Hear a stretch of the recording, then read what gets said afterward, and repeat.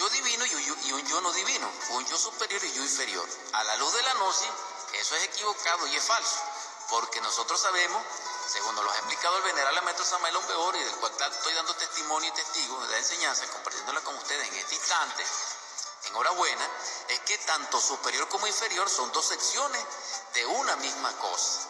Entonces, esto de que el yo divino tiene que someter al yo inferior, entonces el yo inferior no se deja someter por el yo divino. Entonces vemos que el yo se divide. Sí, vemos que el yo se divide, se multiplica, se quiere unir, no se puede unir y se diviniza. Allá cada quien con su tema, pero el gnosticismo universal crístico. Pero de Tintorero, el título no lo tenemos ahora, pero buen tema, ¿verdad? Alegre, sabroso, mundo, música de nuestra época, cuando yo estaba chamo, como decirlo, la gente de ahora, ¿no? Bueno, Dani, vamos a continuar porque falta mucho que hablar todavía de ese tema y vamos a hacer un resumen. Con todo el tiempo que tenemos, habrá que ir resumiendo porque es mucho de lo que hay que hablar de eso. Sí, tratando de resumir de eso con respecto al segundo factor de la revolución de la conciencia, vemos que él se integra al primero, es decir, vemos una comunión, un enlace extraordinario entre el factor nacer y el factor morir, porque hay un común entre ambos. Y es lo siguiente, para nacer se necesita de lo que se conoce como el mercurio o la energía Si-12 libre y pura. Pero aquel que no está trabajando sobre sí mismo, que no tiene control en su máquina orgánica desde el punto de vista de armonía, resulta ser que en psicología revolucionaria nos podíamos conceptualizar y definir como abusadores sexuales. Me explico. Un abusador sexual no es solamente aquel que acosa, aquel lujurioso, aquel lector de pornografía, aquel adicto a la orgía y a la pornografía de video y de internet y esas cosas. No, nosotros no solamente es eso y los delitos múltiples, no. También se considera en gnosticismo puro y a la luz de la psicología revolucionaria y de la gran rebelión, abusador del cilindro sexual toda aquella persona que no tiene armonía en su funcionalismo psicoorgánico. Me explico.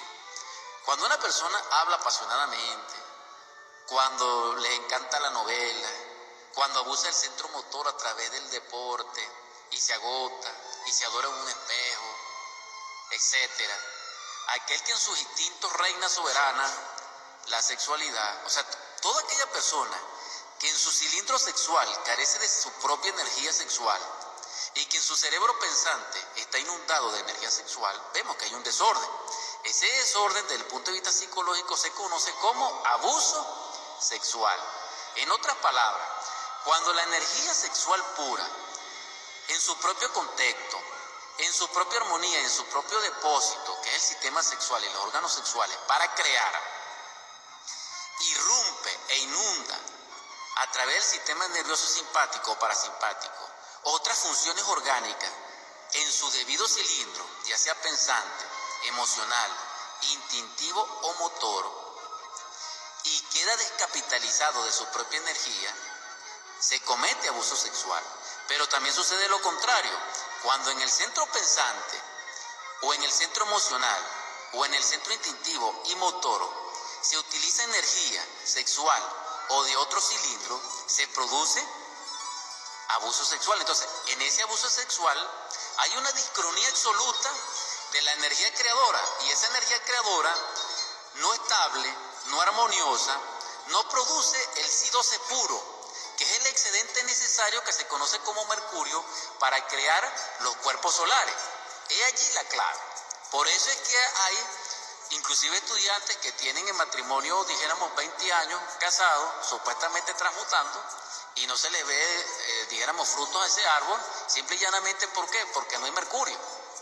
¿Y por qué no hay mercurio? Porque el mercurio lo bota el ego a través de las identificaciones y de la fascinación. Pues si toda esa broma de identificación con la ira, eso le trae desgaste al centro. Sí, es decir, la esencia se pierde, porque lo que quiero decir es lo siguiente, hay una gran clave.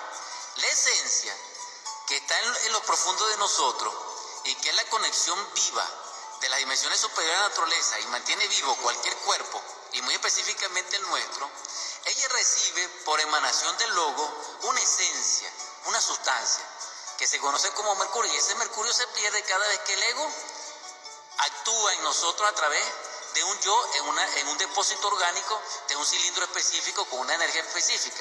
Pero como él se ha dado la tarea de desorganizar los cilindros y de utilizar una energía de un tipo para satisfacer la funcionalidad de otro más lento, porque no debemos recordar que el centro pensante es muy lento con respecto al sexual.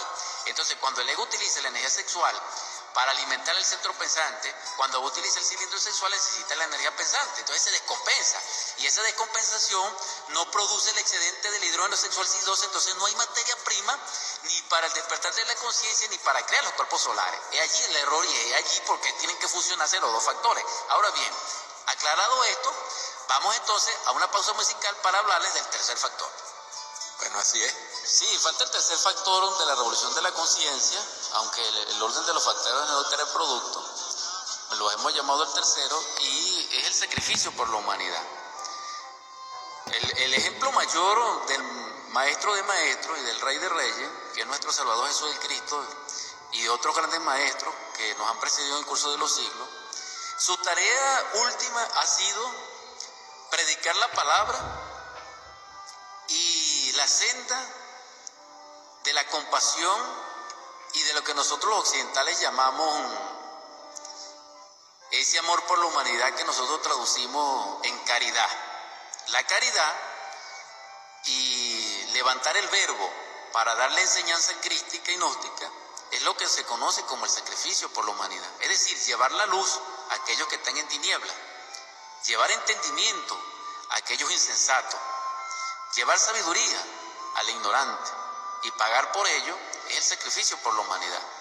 Entonces, este factor de la revolución de la conciencia tiene como fundamento ¿qué? ¿Cuál? ¿Por qué? Tiene como fundamento el amor del logo para que fecunda la vida en todas sus manifestaciones y en toda su plenitud. Ese mismo fuego creador que a través del amor fluye en cualquier átomo, en cualquier montaña, en cualquier vegetal, en cualquier animal y en nosotros, es el amor que debe expresarse inagotablemente y en forma pura, diamantina, en el tercer factor de la revolución de la conciencia. Porque el primer factor genera iluminación, conciencia y amor. Y el segundo factor, en otro orden, en otra octava, también genera lo mismo. Es decir, conciencia, amor e iluminación. Y esos 2/3 de amor, de iluminación y de conciencia deben ser expresados en el tercer factor. Es decir, cuando el alma se encarna, todo su esplendor, todo su aprendizaje, toda su capacidad, todo su fruto, todas sus flores, todo ese enriquecimiento maravilloso e inagotable debe ser aportado a la gran familia humana como testigo y testimonio de lo que fue. Es decir, el Hijo, ya como amado, debe dar testimonio de la palabra y ser testigo de su Padre ante la humanidad doliente. Entonces aquí lo divino se humaniza y aquí lo humano se diviniza. Esa es la gran obra, es decir, el tercer factor tiene como fundamento la gran obra.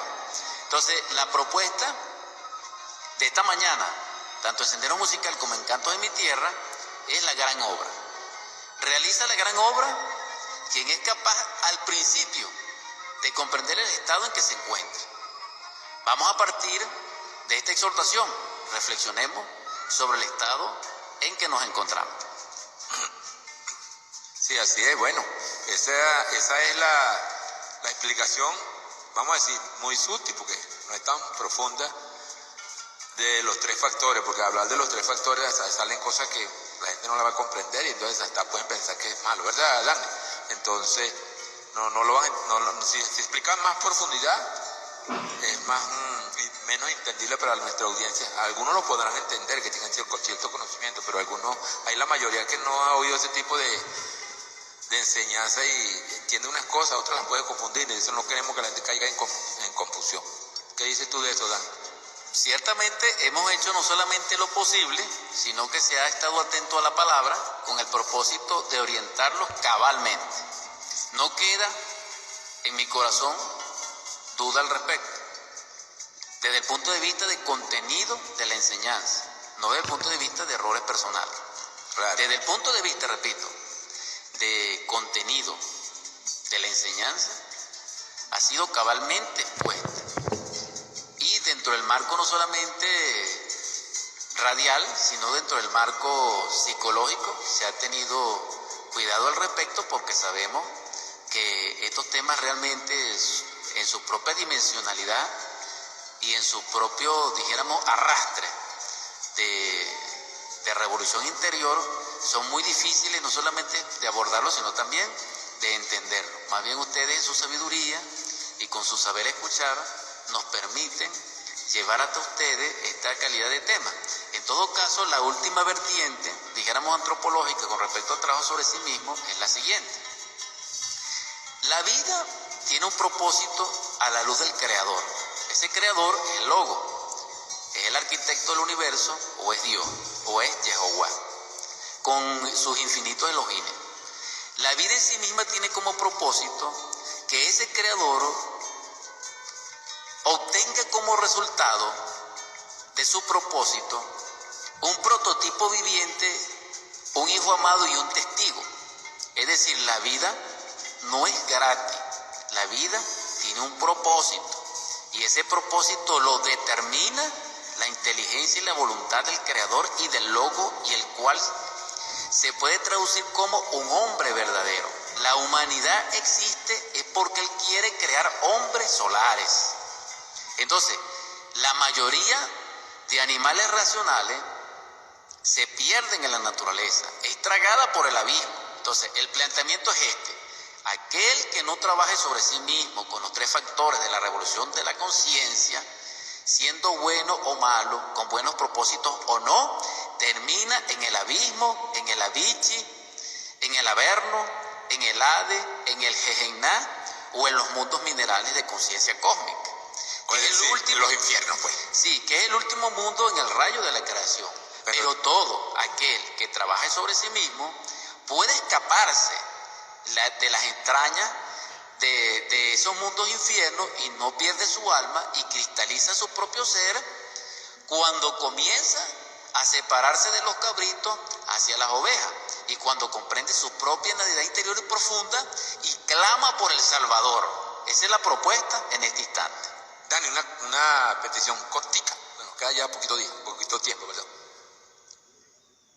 ¿Verdad? Una petición cortica ya.